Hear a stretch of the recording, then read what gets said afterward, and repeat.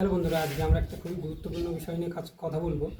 সেটা হচ্ছে আমরা সবাই গ্রাইন্ডার মেশিন কাজ করি আমাদের ওয়াল কাটিংয়ের জন্য। খুবই একটা হার্ড ওয়ার্ক, কিন্তু আমরা আমাদের ভুলবশতই আমাদের মেশিনগুলো খারাপ হয়ে যায়। সেটা কী কারণে? আমরা একটানা মেশিন চালাই, কিন্তু মেশিনটা আমরা ঝাড়ি না, কোনো পরিষ্কার করি না। আমাদের পরিষ্কার না করার কারণে আমাদের অনেক সময় বিয়ারিং ভেঙে যায়, অনেক সময় আস্তে আস্তে কার্বনটা আমরা ফলো করি না, যার জন্য আমাদের মেশিন খুবই তাড়াতাড়ি নষ্ট হয়ে যায়। আর আমাদের যাতে মেশিন খুবই কম নষ্ট হয়, তার জন্য আমাদের মেশিন আমি চালানোর পরে চলুন দেখিয়ে দিই।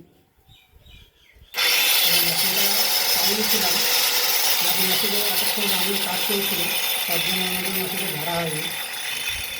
মেশিনটাকে আমরা রানিং করে নিই।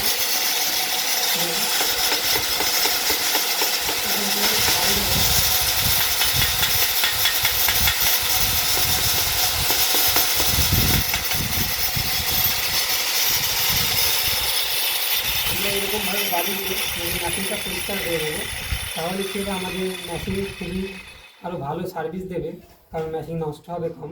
আর আপনারা যদি এরকমভাবে পরিষ্কার না করেন, তাহলে আপনাদের মেশিন খুবই তাড়াতাড়ি নষ্ট হবে। ভালো লাগলে ভিডিও লাইক, শেয়ার, কমেন্ট এবং সাবস্ক্রাইব করতে ভুলবেন না।